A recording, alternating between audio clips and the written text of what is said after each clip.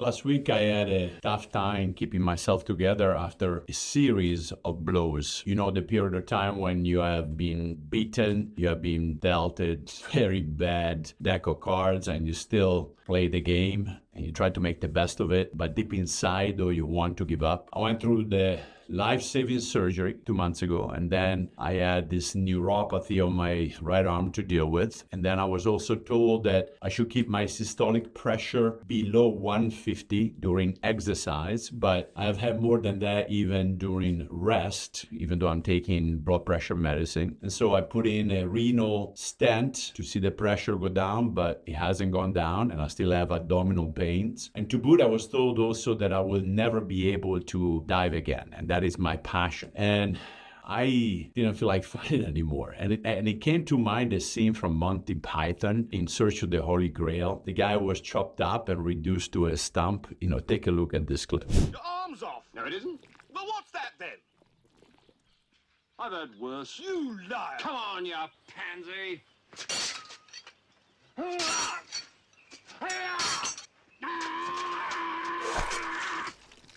Victory is mine.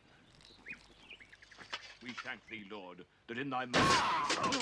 But then I thought, no, I used to be that knight. And now, having received so many blows one after the other, I do not feel like fighting any longer. But luckily, this is just a temporary phase, one that helps me to reflect on what still needs to be stripped, so that the only thing that is left is His strength going forward. And I wanted to share my inner pain with you because you are my friends in this walk called life, and partially also because perhaps some of you are going through this phase right now and you find yourself stuck. And besides the clip that I just showed you, I was reflecting on a scripture that summarizes the attitude that we should have as believers, and that's 2 Corinthians 4:7-9. But we have this treasure in jars of clay to show that the surpassing power belongs to God and not to us. We are hard pressed on every side, but not crushed, perplexed, but not in despair, persecuted, but not abandoned, struck down, but not destroyed. And Paul here basically is describing biblical resilience. He's saying, I've been hit hard, but I'm still here. And it's not because of me, since I'm a fragile jar of clay, but because of the treasure, the presence, and the power of God Himself that allows me to go far beyond, to abound, to exceed. That is actually the term in Greek is hyperbole. That hyperbole is the surpassing power that he's describing. Now, Paul's life has been full of hardship. He has been beaten, he has been shipwrecked, in prison, betrayed, and yet he keeps going. Why? Because resilience for the believer isn't about toughness, it's about dependence. And when he says we are hard pressed but not crushed, or perplexed but not in despair, he is describing the tension between human weakness and divine strength. He is admitting, I should have fallen apart by now, but God holds me together. And that's biblical resilience. Not the absence of struggle, but the presence of sustaining grace. It's not about bouncing back in your own power. It's about staying faithful because His power